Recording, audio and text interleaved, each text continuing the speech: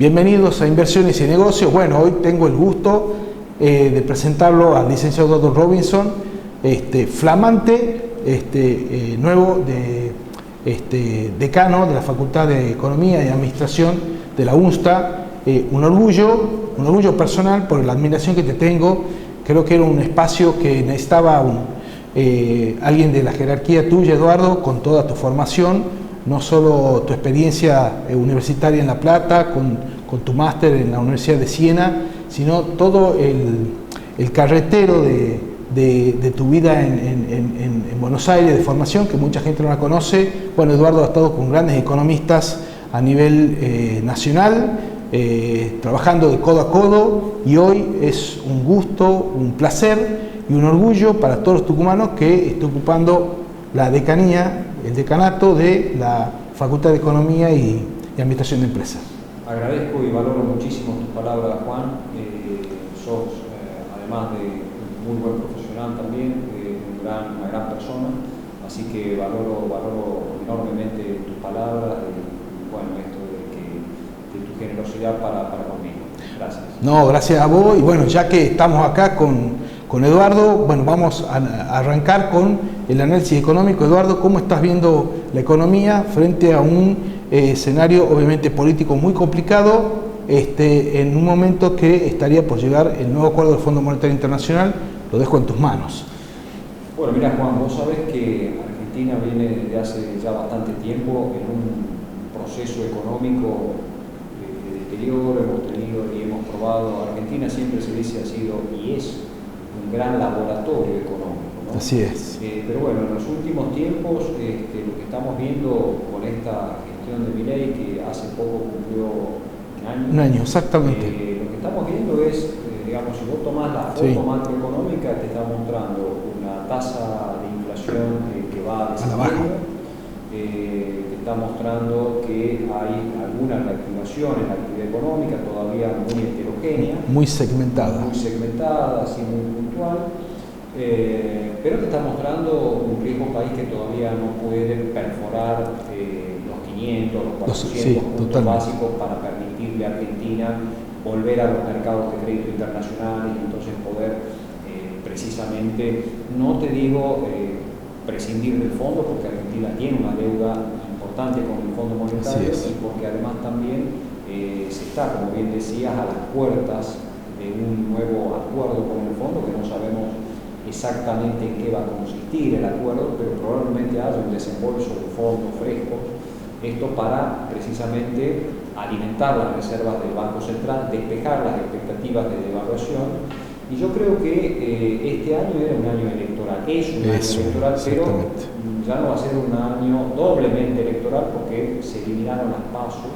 Y vos sabés que cualquier cuestión política, vos al comienzo decías, estamos viendo todavía, digamos, fricciones en la política. La política siempre genera esas fricciones que terminan repercutiendo en lo macro, en la economía. Yo creo que la eliminación de las PASO, después uno podrá decir, bueno, eso debilita la democracia, no es lo mejor, o si es lo mejor, bueno, cada uno por supuesto tendrá su opinión respetable. Exacto. Pero, desde el punto de vista económico, yo creo que digamos, mirar la eliminación de las PASO dentro de todo es bueno. ¿Por qué? Porque saca a la economía de cierta tensión, de ciertas expectativas, de cómo quedaron la política, de cómo van las encuestas, ¿viste?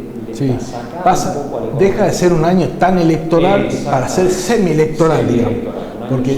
Claro, porque si no, recordemos que si hay dos elecciones como las PASO y la general, es un año perdido prácticamente. Es un año muy complicado. Sí, exactamente. Porque ahí todo el Congreso y el propio Poder Ejecutivo están mirando qué va a pasar en agosto, porque en general son las PASO en agosto, y luego en octubre, y así, entonces, como vos decís, prácticamente los años impares en general en la Argentina es como años feriados, digamos, si querés, desde el punto de vista económico, exactamente. Entonces, desde lo económico, a mí me parece que esto le da algunos meses más al gobierno para poder plantear, no digo que va a haber grandes reformas, porque eso también habrá que ver, pero sí al menos todavía le da al gobierno la posibilidad de despejar incógnitas como el acuerdo con el fondo, como salir del cepo de manera más tranquila. Entonces me parece que esos son los condimentos que estamos viendo hoy en lo que nos muestra un poco la foto macroeconómica. ¿Pensás, Eduardo, que el gobierno más o menos viene acomodando las variables macro? Yo creo que el gobierno viene, sobre todo la principal, Juan, desde el comienzo de la gestión de Milei, es el desborde fiscal. Sí. Es decir, hoy la macroeconomía, vos podés decir, bueno, pero mirá, recorte jubilados, a provincias, es decir, cuán efectivo, cuán eficiente fue el recorte. Sí. A ver, lo que se está mirando es que los números fiscales están relativamente ordenados, uno puede, como te digo, debatir si está bien, está mal, se recortó acá, se recortó allá, si vos tenés el freno a la obra pública con el desastre que es Bahía Blanca. Exacto, bueno, entonces puede decir, bueno, ¿y ahora qué va a pasar con la obra pública? Es decir, hay signos de pregunta, pero entiendo que el proceso de reconstrucción de ciertas variables macro se va dando. Bien, bueno, también tocaste el punto del tema de los jubilados. A ver, recordemos que en el gobierno de Alberto y Cristina, los jubilados cobraban, no sé si casi un 40% menos que lo que están cobrando ahora. Digamos, siempre obviamente es una causa noble, digamos, café que tomamos nosotros, creemos que obviamente el jubilado tiene que ganar mucho más, pero bueno, en esta situación fiscal es de alguna forma, el gobierno actual ha logrado de alguna forma recuperar un poco, pero bueno, dentro de lo que se puede, ¿no es así? Así es, por supuesto, los jubilados, las provincias, sí. O sea, uno puede, como te digo, debatir y la cuestión fiscal, si vos tomás y empezás a mirar un poco, bueno, por qué se ha logrado este juego. Sí.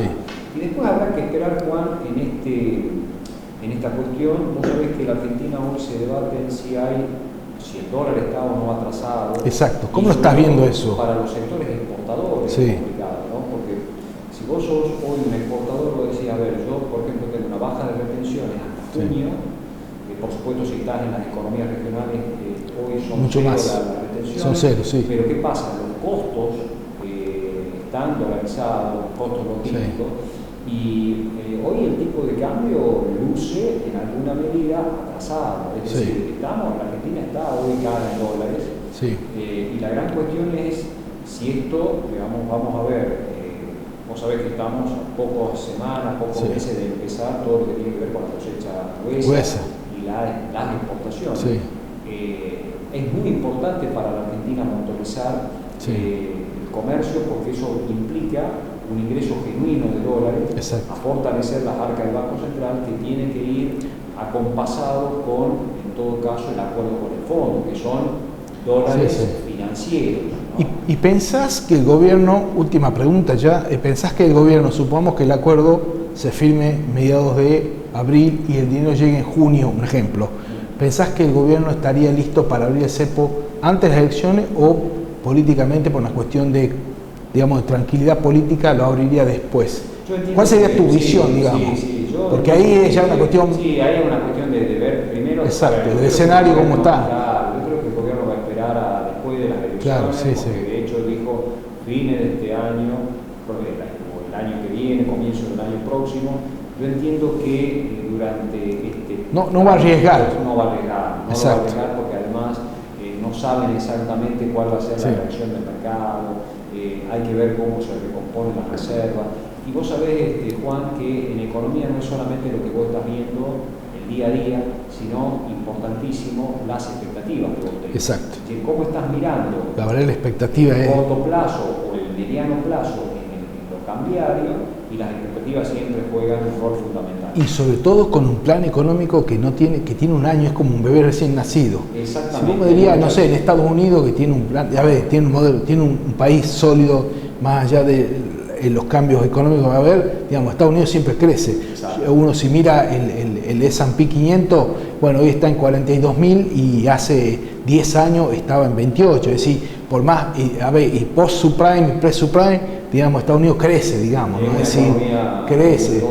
En la caída de la subprime, en vez de crecer al 5, crecieron al 3. Exacto. Es decir, digamos, no es como Argentina, exactamente, por eso el tema de las expectativas, como decir, es tan importante. Juega mucho, entonces, me parece que digamos, en tu pregunta, es decir, el cepo, antes o después de las elecciones, yo creo que después de las elecciones, para no ya que para no generar más ruido. pasos para no generar fricciones a la macro y generar expectativas que por ahí te juegan en contra antes de las elecciones y te tiras un tiro en el pie, ¿no? Exactamente. Bueno, sería como peligroso, ¿no? Exacto. Bueno, brillante como siempre, Eduardo. Te vamos a estar invitando nuevamente. Gracias, Juan. Bueno, nada, solamente volver a felicitarte y sé que va a ser una gran gestión la que vas a llevar a cabo. ¿Ah? Vamos a un corte y ya volvemos.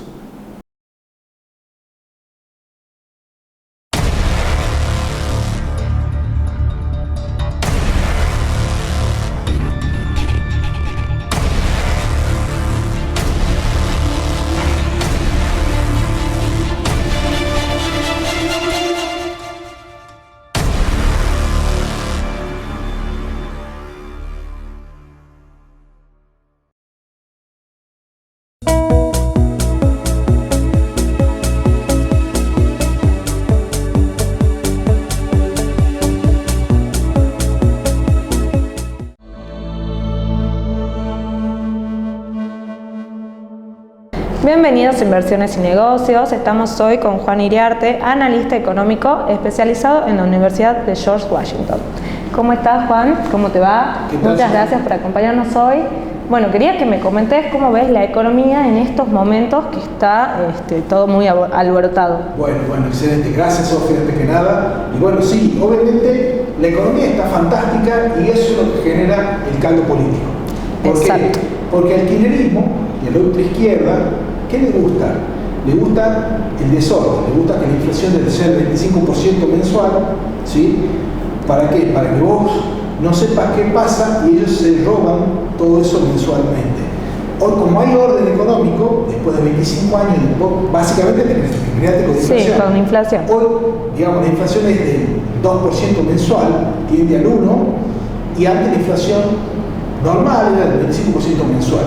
Entonces, esto genera poder a la gente que votó a Milei le genera poder.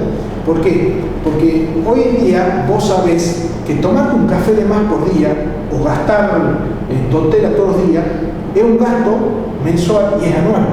Que hoy vos ese ahorro, si hoy ahorrás, ¿sí? Decía, antes la gente salía como la plata se quemaba, bueno, consumo.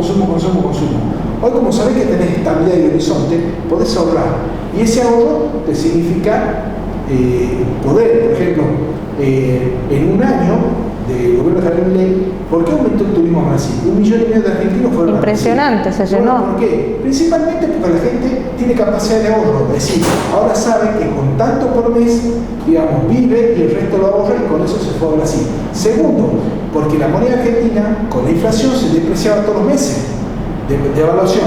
Si vos tenés una inflación del 25%, porque la moneda se devalúa un 25% por mes. ¿Sí? Ahora, como no tenés las devoluciones del 2%, ahora del 1% del cobre IMPEC, tenés inflación del 1,5% del 2%, entonces la moneda argentina, por ejemplo, vos tenés la moneda de Brasil y la de Chile, por ejemplo, y Argentina, como devaluaba, caía la moneda, caía. Ahora, como llegó Javier Milei y dejó de devaluar y dejó de haber inflación, la moneda pasó esto. Entonces hoy nuestra moneda, con su superávit comercial y su superávit fiscal, es el país que debe decir. Los argentinos siempre pudieron viajar a Brasil, la clase media aspirante y la clase baja aspirante podían viajar a Brasil. Eso fue siempre así.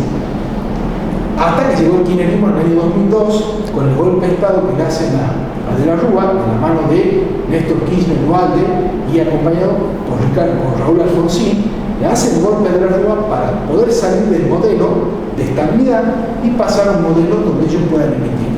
Bueno, ¿qué hemos visto entonces? Las bolsas en Argentina, la semana pasada que fue el conflicto, ¿sí?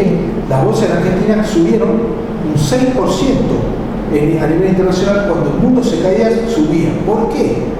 Y cuando le querían quemar, porque los mercados saben que Milei hizo un excelente trabajo, ¿sí? Desarmó la inflación, estaba al 280% anual y hoy está corriendo con suerte el 18% anual. Y se estima que el año que viene va a ser del 10% y en 2027 va a ser del 4%.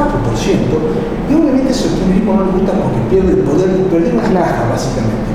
Entonces, el kirchnerismo hoy en día está enloquecido y podemos verlo, por ejemplo, usa las marchas nobles, como la marcha del jubilado, para usarlos de rehenes y no son jubilados.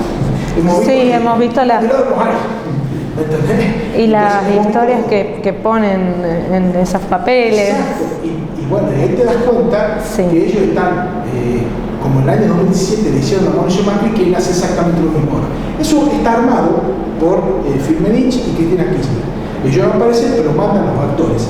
Y esto es parte de la campaña del kirchnerismo, porque este año hay elección en octubre, entonces saben que en octubre van a perder de vuelta, va a ganar Javier Milei, y ya Javier Milei va a copar cámara, senadores y cámara alta y cámara baja, como tiene Trump en Estados Unidos. Entonces, la izquierda, la ultra izquierda, sangrienta, recordemos que en la década de 70 se cargaron más de 15.000 vidas, ellos hablan de 30.000 cuando fueron 8.000, y ellos mataron a más de 15.000 personas.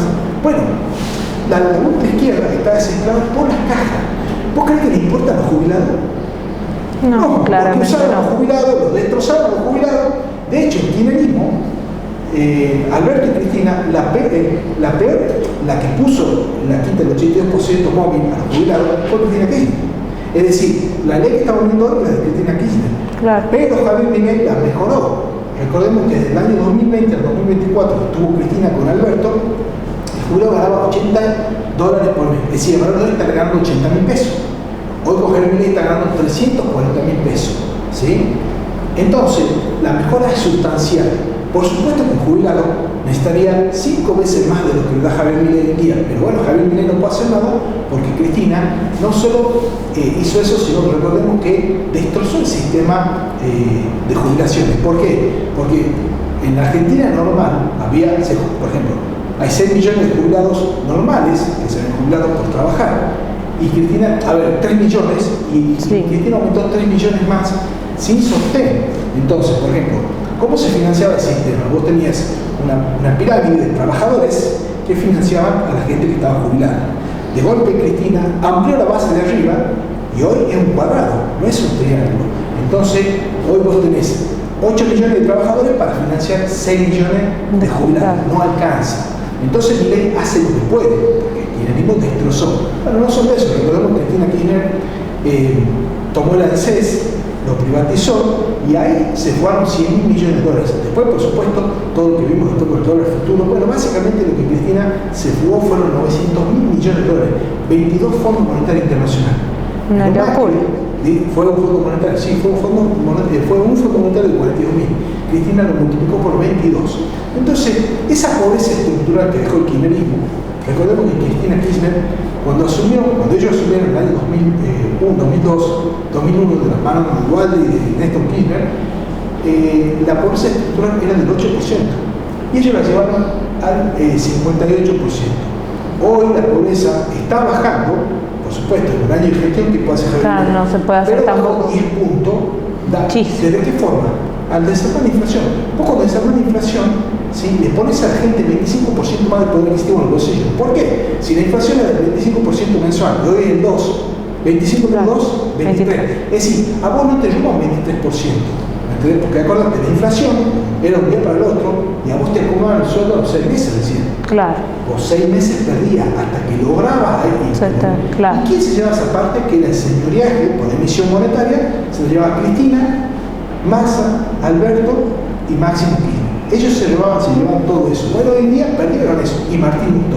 Hoy perdieron eso, entonces están tratando de volver con este golpe que hicieron, usando los jubilados, ¿sí? Y tratando de atacar en el Senado.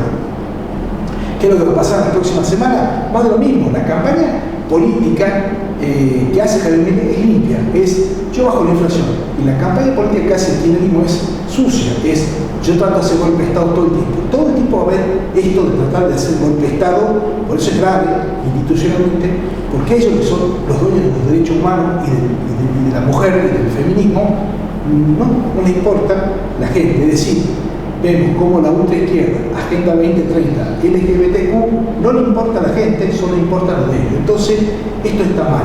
Es decir, el kirchnerismo tiende a desaparecer, pero obviamente en el medio está haciendo todo lo posible para destrozar. ¿Y cuál es el problema que ellos tienen? La economía saneada. Entonces Javier Milei deja una economía en crecimiento y saneada. Y ahora, como llega en acuerdo con el Fondo Monetario Internacional, ¿qué es lo que va a generar eso? Que Javier Milei, con este préstamo, pueda sanear la deuda que tiene el Tesoro con el Banco Central, que quien defalcó el Banco Central del año 2020 al 2024, Cristina Kirchner con Alberto Fernández, defalcaron casi 25.000 millones de dólares, más lo que dejaron en las bases y en el LELIQ, que son 15.000 millones más. Hay un Fondo Monetario Internacional en deuda interna que generó el kirchnerismo. Bueno, ahora, como Javier Milei bajó la inflación y está logrando con este modelo que arranque la economía, y si logra abrir el cepo con el financiamiento que consigue el Fondo Monetario para alcanzar la deuda que dejó Cristina, el país no va a crecer solo el 5, sino al 7 al 8%. Así que bueno, todas son muy buenas noticias, por eso el kirchnerismo ataca la buenas noticias. ¿Y por qué a ellos les gusta el conflicto? A ver, un delincuente que roba, asalta y mata a mano armada, ¿cuál es su calidad de vida? Su calidad de vida, robar. Robar, es decir, él vive en esa. En cambio, la persona que estudia y trabaja, él sabe que se tiene que levantar a las 6 de la mañana y acostarse a las 12 de la noche. Bueno, son dos modelos, el modelo del delincuente y el modelo de la gente normal.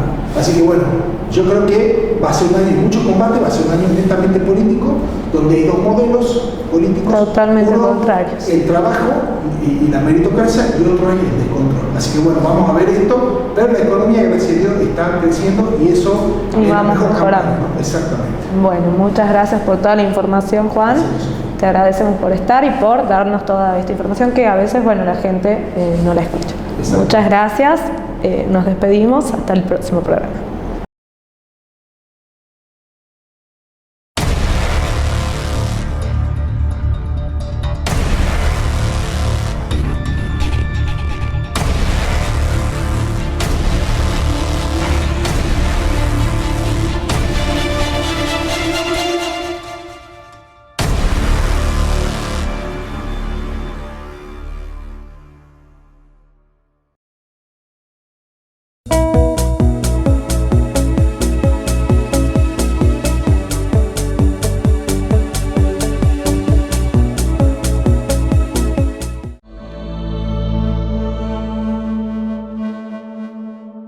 ¿Qué es lo que está pasando? Recordemos que Donald Trump ganó las elecciones en Estados Unidos. Bueno, la llegada de Donald Trump genera un nuevo cambio del modelo económico a nivel mundial. ¿Por qué? Porque Estados Unidos es el primer poder económico. Estados Unidos, ¿qué significa? El 50% de la economía mundial la mueve solo Estados Unidos. No solo la primera potencia económica, es la primera potencia militar, es la primera potencia geoespacial y es la primera potencia en el soft power, que es todo lo que tiene que ver con la cultura de consumo a nivel mundial.